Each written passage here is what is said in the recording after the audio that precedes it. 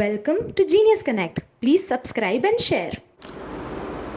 Hello everyone, my name is Fatima Bora. I teach social science at Jay International School, and this lecture is continuation of what we studied last.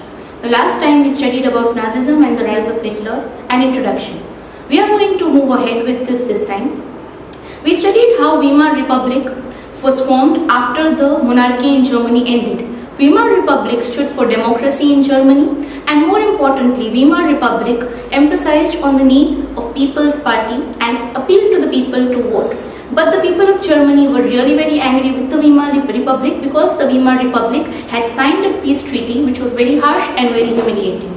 The Weimar Republic signed this kind of a peace treaty when they went at Versailles for the for the ending or the conclusion of the First World War. According to this peace treaty, Germany was entitled to pay a lot of compensation, which led eventually to its economic degradation. This is the reason why people were against the Weimar Republic. Exactly at that very time, another party of social workers, particularly of the German workers, named National Socialist German Workers' Party or Nazi Party, was forming.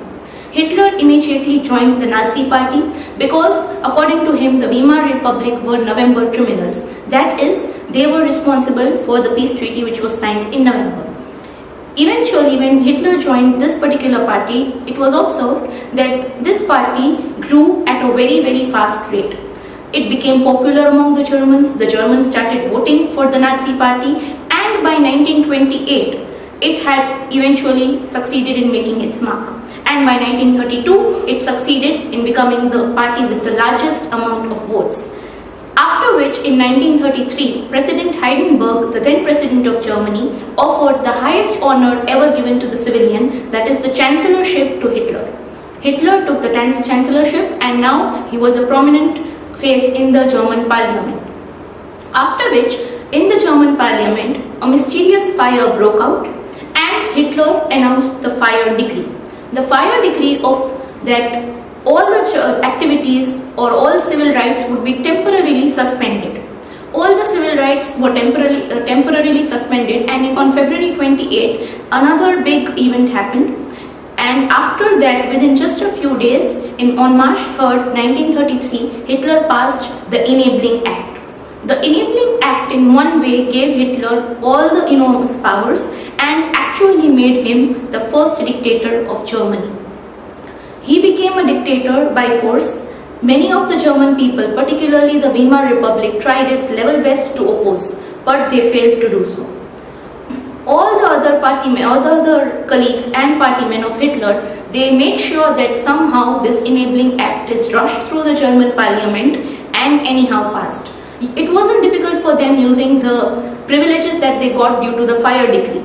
They blamed the fire on the communist and the Russian government and said it was a conspiracy. But actually it was not a conspiracy, but it was done by these people so that they could pass the Enabling Act hurriedly. As soon as the Enabling Act was passed, the Hitler's reign started and dictatorship was announced all over Germany. After Hitler became the dictator, he started from the very beginning. He had started in his speeches to target a particular segment of the German society, and those were the Jews. It was very evident in Hitler's speeches, his hatred towards the Jews, his intention of eliminating the Jews, which in one way or the other was removing them. But no one had the slightest what were his plans. It was a very structured ideology. It was a nice philosophy. It was a structured philosophy according to which he wanted systematically to eliminate the Jews. His plan involved 3 stages.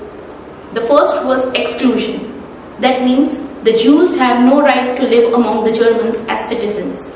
So the second was separating the Jews and ghettoizing them. Ghettoization is a process according to which the Jews are separated from the society, separate places, so that these people are not allowed to mingle with the other Germans. And the last stage is the annihilation. Annihilation refers to killing of the Jews in the concentration camp. We shall know about these 3 stages in detail in the next video. Thank you. I hope you all would have enjoyed this video. Subscribe to Genius Connect and put on the notification to receive more such videos. Like and share this video too. Thanks for watching.